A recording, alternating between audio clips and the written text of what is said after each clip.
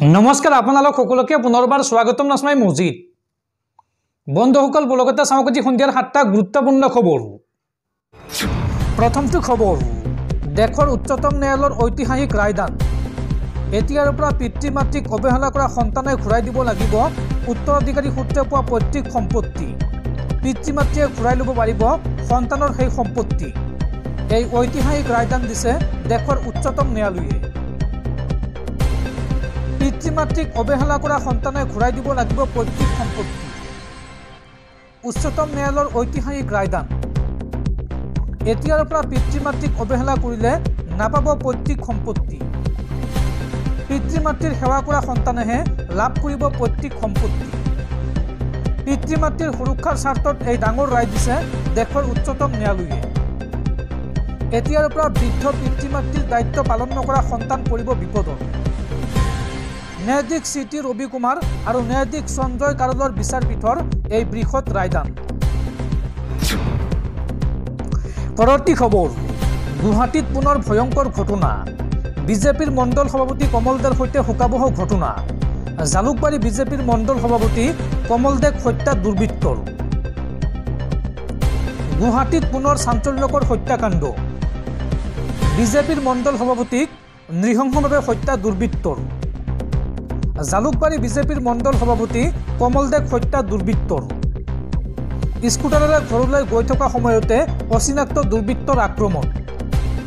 মালিগাঁৱৰ স্বাগত হাস্পাতালত বৰ্তমান ৰখা হৈছে মৃতদেহ। নিশা কোনো দুৰ্বৃত্তই হত্যা কৰিলে কমল দেক। শংকৰদেৱ নগৰৰ ঘৰৰ সন্মুখত উদ্ধাৰ হৈছে মৃতদেহ। উল্লেখযোগ্য যে প্ৰাক্তন ডেপুটি মেয়ৰ আছিল নিহত কমল দে আৰু মুখ্যমন্ত্ৰী অতি ঘনিষ্ঠ আছিল কমল দে। পৰৱৰ্তী খবৰ, সংখ্যালঘু মুছলমানৰ সুৰক্ষাক লৈ মুখ্যমন্ত্ৰীৰ বিৰুদ্ধে পুনৰ গৰজি উঠিল সৌদ অসম সংখ্যালঘু ছাত্ৰ সন্থা চমুকৈ আমছু। আমছুৰ মন্তব্য, অসমৰ মুছলমানৰ গাত হাত দিলে পৰিণাম ভয়াৱহ হ'ব।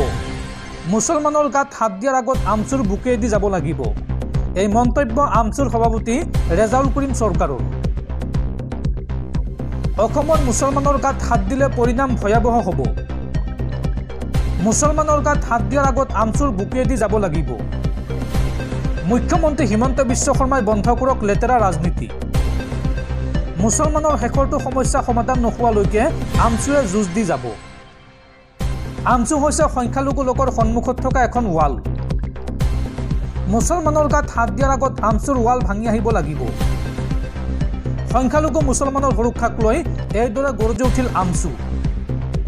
মুখ্যমন্ত্ৰী খকিয়নি আমছুৰ সভাপতি ৰেজাউল কৰিম চৰকাৰৰ। দৰ্শকসকল আৰু বহুতো গুৰুত্বপূৰ্ণ খবৰ আছে। তাৰ আগতে আপোনাক জনাওঁ যে যদি আপুনি এতিয়ালৈকে এইটো ভিডিঅ'ত লাইক কৰা নাই তেন্তে এতিয়াই ভিডিঅ'টোত লাইক কৰি দিয়ক আৰু এনেকুৱা ধৰণৰ ভিডিঅ'সমূহ নিতৌ চাবলৈ চেনেলটো ছাবস্ক্ৰাইব কৰি কাষত থকা বেল আইকনটো প্ৰেছ কৰি ৰাখক। পৰৱৰ্তী খবৰ, দেশৰ কোটি কোটি কৃষকলৈ বেয়া খবৰ। 10 জানুৱাৰীৰ ভিতৰত ঘূৰাই দিব লাগিব PM কিষাণ সন্মান নিধিৰ ধন। 10 জানুৱাৰীৰ ভিতৰত কোনে কোনে ঘূৰাই দিব লাগিব PM কিষাণৰ ধন আৰু কিয় এই ধন ঘূৰাই দিব লাগিব চাওঁ আহক। নিজৰ নামত মাটি নথকা কৃষকে নাপাব PM কিষাণৰ ধন। সেইসকল কৃষকে ঘূৰাই দিব লাগিব PM কিষাণৰ ধন। চৰকাৰে এই সন্দৰ্ভত বান্ধি দিলে অন্তিম সময়সীমা। 10 জানুৱাৰীৰ ভিতৰত অযোগ্য হিতাধিকাৰীয়ে PM কিষাণৰ ধন উভতাই দিব লাগিব। ৰাজ্যৰ হাজাৰ হাজাৰ কৃষকৰ বাবে দুখবৰ। কোনে কোনে ঘূৰাই দিব লাগিব PM কিষাণৰ ধন চাওঁ আহক। ভুৱা হিতাধিকাৰী বুলি চিনাক্ত হ'লেই PM কিষাণৰ সকলো ধন ঘূৰাই দিব লাগিব চৰকাৰক। আৰু এই সন্দৰ্ভত সকলো জিলাৰ কৃষি বিষয়ালৈ অসম কৃষি সঞ্চালকালয়ৰ PM কিষাণৰ নডেল বিষয়াৰ পত্ৰ। 8 জানুৱাৰীৰ ভিতৰত নিজ নিজ জিলাত থকা ভুৱা হিতাধিকাৰীক চিনাক্ত কৰিব লাগিব বুলি নিৰ্দেশ দিয়া হৈছে এই পত্ৰখনত। কেনেকৈ ভুৱা হিতাধিকাৰীক চিনাক্ত কৰিব তাৰ বাবেও কৃষি বিভাগে দিছে বিশেষ নিৰ্দেশনা। যিসকল হিতাধিকাৰীৰ নিজৰ নামত মাটি নাই তেওঁলোকে ঘূৰাই দিব লাগিব ধন। অৰ্থাৎ নিজৰ নামত মাটি নথকা কৃষকে নাপাব PM কিষাণৰ ধন। শেহতীয়াকৈ ৰাজ্যৰ কৃষি বিভাগে জাৰি কৰিছে এই নিৰ্দেশনা। পৰৱৰ্তী খবৰ, সাৱধান দেশবাসী, চীনত নতুনকৈ সৃষ্টি হোৱা HMPV ভাইৰাছ প্ৰৱেশ কৰিছে ভাৰতত। ভাৰতত ধৰা পৰিছে এই ভাইৰাছত আক্ৰান্ত প্ৰথমজন ৰোগী আৰু তাৰ পিছতে তৎপৰ হৈ পৰিছে কেন্দ্ৰীয় চৰকাৰ। দেশৰ স্বাস্থ্য বিভাগে জাৰি কৰিছে সতৰ্কবাণী। দ্ৰুতগতিত বাঢ়িছে মাৰাত্মক HMPV ভাইৰাছৰ সংক্ৰমণ। কোভিডৰ দৰে ভয়াৱহ ৰূপ ধাৰণ কৰিছে HMPV ভাইৰাছে আৰু এইবাৰ ভাৰততো ধৰা পৰিছে HMPVত আক্ৰান্ত প্ৰথমজন ৰোগী। আৰু এই মুহূৰ্তত প্ৰশ্ন হৈছে 5 বছৰ পূৰ্বৰ কোভিডকালীন পৰিৱেশ পুনৰ উভতি আহিব নেকি দেশত? চীন আৰু ইংলেণ্ডত ইতিমধ্যে জাৰি কৰা হৈছে HMPV ভাইৰাছক লৈ হাই এলাৰ্ট। আৰু এই মুহূৰ্তত ভাৰতবাসীও সাৱধান হওক, কিয়নো ভাৰতত 8 মহীয়াতী শিশুৰ দেহত ধৰা পৰিছে এই ভাইৰাছ। বেংগালুৰুৰ এখন ব্যক্তিগত চিকিৎসালয়ত ভৰ্তি হৈ আছে আক্ৰান্ত শিশুটি। আৰু ভাৰতত প্ৰথমজন ৰোগী ধৰা পৰাৰ পিছতে এতিয়া চিন্তিত হৈ পৰিছে দেশৰ স্বাস্থ্য বিভাগ। প্ৰথমগৰাকী ৰোগী এই ভাইৰাছত আক্ৰান্ত হোৱাৰ পিছতে স্বাস্থ্য বিভাগে জাৰি কৰিছে সতৰ্কবাণী। কিদৰে এই শিশুটিৰ দেহলৈ বিয়পিল এই মাৰাত্মক ভাইৰাছ? শিশুটিৰ অভিভাৱক বা শিশুটিৰ ভ্ৰমণ ইতিহাস লাভ কৰা নাই স্বাস্থ্য বিভাগে। কৰ্ণাটকৰ স্বাস্থ্য বিভাগে ভাৰত চৰকাৰলৈ প্ৰেৰণ কৰিছে এই খবৰ। পৰৱৰ্তী খবৰ, সাৱধান ৰাজ্যবাসী, ৰাজ্যত পুনৰ বতৰৰ ল'ব কাল ৰূপ। কাইলৈ ৰাজ্যজুৰি শিল বৰষুণৰ সম্ভাৱনা আছে। লগতে 8 জানুৱাৰীত বিজুলী ঢেৰেকনিৰে হ'ব পাৰে বৰষুণ। বতৰ বিজ্ঞান কেন্দ্ৰই জনালে এই তথ্য। পৰৱৰ্তী খবৰ, শিক্ষাৰ্থীক লৈ জৰুৰী খবৰ। ৰাজ্যত আৰম্ভ হ'ল গুণোৎসৱ। আজিৰ পৰা ৰাজ্যত আৰম্ভ হৈছে প্ৰথম পৰ্যায়ৰ গুণোৎসৱ। ৰাজ্যত আজিৰ পৰা আৰম্ভ হৈছে প্ৰথম পৰ্যায়ৰ গুণোৎসৱ। স্ব-মূল্যায়নেৰে আৰম্ভ হোৱা এই গুণোৎসৱে 16,056খন বিদ্যালয় সামৰি লৈছে। প্ৰথম পৰ্যায়ত 11খন জিলাত অনুষ্ঠিত হ'ব গুণোৎসৱ।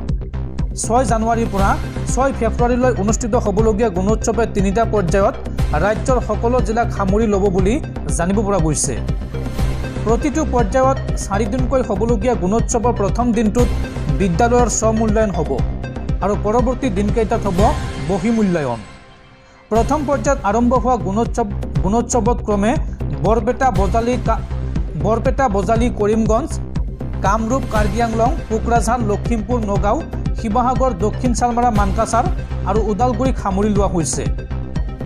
আৰু 18 জানুৱাৰীৰ পৰা আৰম্ভ হ'বলগীয়া দ্বিতীয় পৰ্যায়ৰ গুণোৎসৱত 13খন জিলা ক্ৰমে বাক্সা, চিৰাং, চৰাইদেউ, ধেমাজি, ধুবুৰী, গোলাঘাট, হাইলাকান্দি, হোজাই, যোৰহাট, কামৰূপ মহানগৰ, শোণিতপুৰ, তামুলপুৰ আৰু তিনিচুকীয়াক সামৰি ল'ব।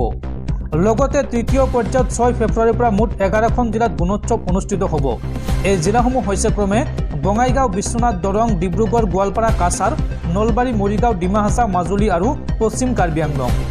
এইখিনিতে উল্লেখ কৰা প্ৰয়োজন যে আজিৰ পৰা অনুষ্ঠিত হোৱা গুণোৎসৱত অংশগ্ৰহণ কৰিব কলেজ শিক্ষক সন্থাই। শিক্ষাৰ্থীক শৈক্ষিক জীৱনৰ প্ৰতি লক্ষ্য ৰাখি এই সিদ্ধান্ত গ্ৰহণ কৰিছে সন্থাটোৱে। পৰৱৰ্তী খবৰ, ৰাজ্যত পুনৰ গড় হত্যা। এইবাৰ মেৰাপানীত গড়ৰ খৰ্গসহ 4জনক আটক আৰক্ষীৰ। মেৰাপানীৰ তৰাণী কল্যাণপুৰৰ পৰা উদ্ধাৰ কৰা হৈছে খৰ্গটো আৰু আটকাধীন লোককেইজন হৈছে ক্ৰমে ফাৰুক আলী, নুৰজামাল, বিনোদ বৰুৱা আৰু ৰূপম বৰুৱা। আৰু এই গড়ৰ খৰ্গটোৰ ওজন প্ৰায় 1 কিলো 400 গ্ৰাম। পৰৱৰ্তী খবৰ, জনসুৰজ দলৰ প্ৰতিষ্ঠাপক প্ৰশান্ত কিশোৰক গ্ৰেপ্তাৰ আৰক্ষীৰ। BPSC পৰীক্ষাৰ্থীৰ সমৰ্থনত অনিৰ্দিষ্টকালীন অনশনত বহিছিল প্ৰশান্ত কিশোৰে, যাৰ বাবে আৰক্ষীয়ে গ্ৰেপ্তাৰ কৰিছে জনসুৰজ দলৰ প্ৰতিষ্ঠাপক প্ৰশান্ত কিশোৰক। পৰৱৰ্তী খবৰ, চৰকাৰৰ ফ্ৰী আঁচনিক লৈ হঠাৎ ক্ষুব্ধ হৈ পৰিছে যুৱ প্ৰজন্মৰ হাৰ্টথ্ৰব জুবিন গাৰ্গ। জুবিন গাৰ্গে এই সন্দৰ্ভত কয় যে যি চৰকাৰে নহওক কিয় চৰকাৰৰ ফ্ৰী বস্তু আমাক নালাগে। চৰকাৰৰ বিনামূলীয়া আঁচনিৰ বিৰোধিতা জুবিন গাৰ্গৰ। চৰকাৰৰ বিনামূলীয়া আঁচনিক লৈ এইবাৰ ডাঙৰ মন্তব্য কৰিছে জুবিন গাৰ্গে। জুবিন গাৰ্গৰ মন্তব্য, চৰকাৰৰ বিনামূলীয়া আঁচনি আমাক নালাগে। যি চৰকাৰে নহওক কিয় চৰকাৰৰ ফ্ৰী বস্তু নালাগে। ফ্ৰী চাউল খুৱাই মানুহক চব্জি বনাই দিলে চৰকাৰে। এই মন্তব্য জুবিন গাৰ্গৰ। জুবিন গাৰ্গে লগতে কয় যে আমি নিজেই খেতি কৰি খাম। বহু ৰাজনীতিবিদে মোক বুজি নাপায়। বিনামূলীয়া আঁচনিৰ বিৰুদ্ধে এইদৰে সৰব হৈ পৰিল কণ্ঠশিল্পী জুবিন গাৰ্গ। তেজপুৰত বাঁহী সংগীত উৎসৱ 2025ত জুবিন গাৰ্গৰ এই মন্তব্য।